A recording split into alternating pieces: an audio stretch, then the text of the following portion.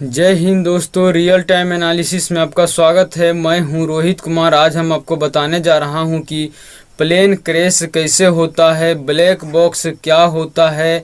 अभी हाल ही में नेपाल में यति एयरलाइंस की एक विमान क्रैश हो गया था, जिसमें ये दोनों पायलट की कौन सी छोटी गलती थी जिसके वजह से 72 लोगों की जान चली गई। यह जो देख रहे हैं यह ब्लैक बॉक्स है। एक्चुअली इसमें दो भाग होते हैं। पहला भाग है flight data recorder. Flight data recorder में फ्लाइट कितना हाइट पे है, फ्लाइट में फ्यूल कितना है, फ्लाइट कितना स्पीड से चल रही है, ये सभी प्रकार की जानकारी इसमें स्टोर करके रखता है। एक दूसरा होता है cockpit voice recorder. Cockpit voice recorder cockpit के अंदर दोनों पायलट के बीच क्या बातचीत हुई है, एटीसी से क्या बातचीत हुई है, ये विभिन्न प्रकार की जानकारी यह स्टोर करके रखता है। एक्चुअली ये ब्लैक बॉक्स पहले काला कलर का हुआ करता था, लेकिन अब इसे ऑरेंज कर दिया गया है, क्योंकि यह ब्लैक बॉक्स प्लेन को क्रैश होने से कुछ सेकेंड पहले यह गिर जाता है। प्लेन में इसको इस प्रकार फिट किया जाता है कि प्लेन क्रैश होने से कुछ सेकेंड पहले यह गिर जाता है। यानी कि प्लेन क्रैश यहाँ हुआ है तो यह बॉक्स इधर ही गिर जाता है, ताकि प्लेन क्रैश कैसे हुआ है इसकी जांच करने में सुविधा हो सके। यह विमान नेपाल की राजधानी काठमांडू से पोखरा जा रहा था, जिसके बीच की दूरी 146 किलोमीटर है, जिसको जाने में लगभग 35 मिनट का समय लगता है। लेकिन लैंडिंग के 20 से 25 सेकेंड पहले विमान क्रैश हो जाता है, जिसमें 68 पैसेंजर और 4 क्रू मेंबर थे। टोटल 72 लोग इसमें सवार थे, जिसमें कि 5 इंडियन भी थे, लेकिन किसी को बचा नहीं सका। सभी के सभी इस हादसा में मारे गए। देखिए, किसी भी फ्लाइट में 2 पायलट होते हैं।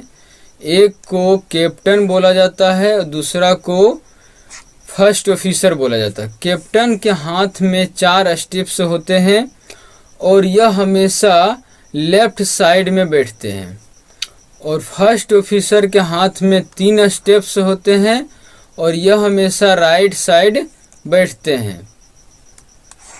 विमान में एक चेकलिस्ट प्रोसेसर होता है, जिसे एक पायलट के द्वारा बोला जाता है और दूसरा पायलट उसे पूरा करते हैं।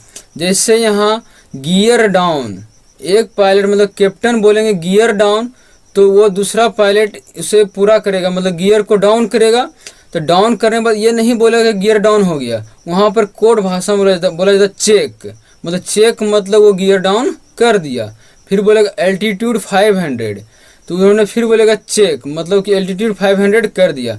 फिर बोलेगा इंजन पावर 25%, तो इन्होंने भी 25% कर देगा। उसके बाद बोलेगा चेक। उसके बाद फ्लिप 30 डिग्री, फ्लिप 30 डिग्री इन्होंने घुमाने के लिए बोला था, लेकिन इन्होंने घुमाया नहीं और यह चेक बोल दिया, अर्थात यह घुमाया नहीं और बोल दिया हाँ हम घुमा दिए।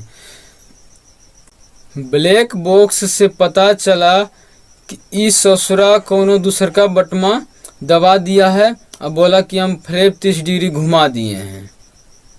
एटीसी ने कहा कि आप फ्लाइट 30 डिग्री पर उतार दीजिए। एटीसी के द्वारा बोला, देखिए यहाँ जो लिखा हुआ है ना, यहाँ देखिए 30 लिखा हुआ, तो इसको एटीसी के द्वारा कहा गया कि आप यहाँ से इधर से उतारिए फ्लाइट को। लेकिन पायलट के द्वारा बोला कि हम 12 डिग्री से लाते, तो एटीसी ने कहा जाइए इससे आप इसको एक चक्कर लगाइए और यहाँ से उतारिए। तो जैसे ही इधर से इसे घूमने के लिए गया, अब फ्लाइट यहाँ पर ही क्रैश कर गया। मतलब एयरपोर्ट के जस्ट सामने में ही फ्लाइट क्रैश कर गया। विमान क्रैश होने का ये अंतिम वीडियो है। फ्लैप क्या होता है उसे अभी हम समझते हैं। फ्लैप ये जो विंग है ना, इसी को फ्लैप कहा जाता है। फ्लैप अर्थात ये जो है फ्लैप, ये विमान को उड़ते समय में इसे अंदर की ओर घुसा करके रखा जाता है। जब विमान लैंडिंग होता है ना, तो इसे 30 डिग्री 15 डिग्री मतलब ज़रूरत के अनुसार से इसे फैलाया जाता है, बाहर की ओर फैला दिया जाता है, ताकि अधिक से अधिक हवा को अवरोध करे और विमान रुक जाए। ये जो पायलट जो गलती किए थे उनको ये जो यहाँ पर दिख रहा है, यहाँ एक बटन है, इसको पकड़ के नीचे करना था और उन्होंने इसको ना करके इसको कर दिया था, इसलिए इनका एक सबसे बड़ा गलती था। अभी हम फ्लैप को लाइव वीडियो से समझते हैं। देखिए विमान जो टेकअप हो रहा है, यहाँ पर देखिए एक पॉइंट है, इसी पॉइंट से विमान को पता चलता है किस एंगल पे हमें मुड़ना है। ये जो विमान देखिए अब टेकअप हो चुका है। ये जो देखिए फ्लैप जो है अभी देखो हल्का सा 15 डिग्री पर ये निकला हुआ है। अब इसे देखिए धीरे धीरे पायलट के द्वारा अंदर ले लिया गया। अब इसे 0 डिग्री पर कर दिया गया है, जिसे आप देख सकते हैं। जब विमान ये हवा में उड़ते रहता है तो इसका फ्लैप 0 डिग्री पर रहता है, नहीं तो हवा में डिसबैलेंस हो सकता है विमान। और अब देखिए ये जो विमान है अब लैंडिंग हो रहा है। देखिए अब लैंडिंग हो रहा है। अब ये लैंडिंग के समय ये देखिए फ्लैप को धीरे धीरे निकाल रहा है। देखिए पायलट के द्वारा हल्का हल्का देखिए निकाला जा रहा है, देख लीजिए। अब इसे 15 डिग्री और फिर इसे 30 डिग्री पर कर दिया जाएगा, ताकि अधिक से अधिक हवा को वो अवरोध करे और विमान आराम से रुक सके। देखिए लाइव में देखिए किस तरह खुल चुका, देखिए कितना खुल गया, देख लीजिए। फ्लैप को 15 डिग्री से घटाकर 15 डिग्री से घटाकर उसे 30 डिग्री करने के लिए कहा गया था, लेकिन उन्होंने इस बटन को प्रयोग ना करके इस बटन को प्रयोग कर दिए थे, यानी कि इसको इस तरह डाउन कर दिए थे, जिसके कारण जहाज़ का फ्यूल बंद हो गया था।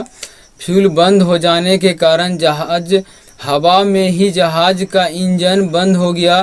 कैप्टन को कुछ समझ नहीं आ रहा था, जहाज़ डिसबैलेंस हो गया था, जिसे डिसबैलेंस होने की स्थिति को स्टॉल कहा जाता है। स्टॉल होने की स्थिति में यदि जहाज़ 2000 फीट की ऊंचाई पर रहता तो कैप्टन के द्वारा बचाया जा सकता था, लेकिन जहाज़ मात्र 500 फीट की ऊंचाई पर ही था, जिसके कारण जहाज़ क्रैश हो गया।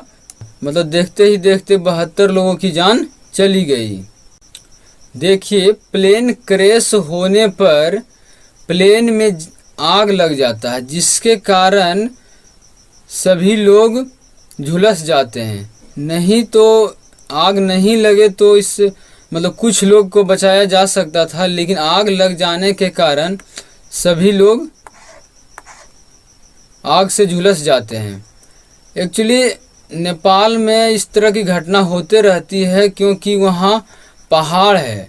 पहाड़ रहने के कारण वहाँ मौसम अचानक परिवर्तन हो जाता है, पता ही नहीं चलता। ये देखिए ये पूरा कुहासा तरह बादल लगा हुआ है। अब ये जहाज आ रहा है, ये जहाज जो आ रहा है यह सीधे अब ऐसे मार देगा जाके पहाड़ में, तो ये क्रैश हो जाएगा। इसी तरह पाकिस्तान की एक विमान आ रही थी एक बार, तो वह भी इसी तरह मतलब बादल में फंस कर वो पहाड़ से टकरा गया था।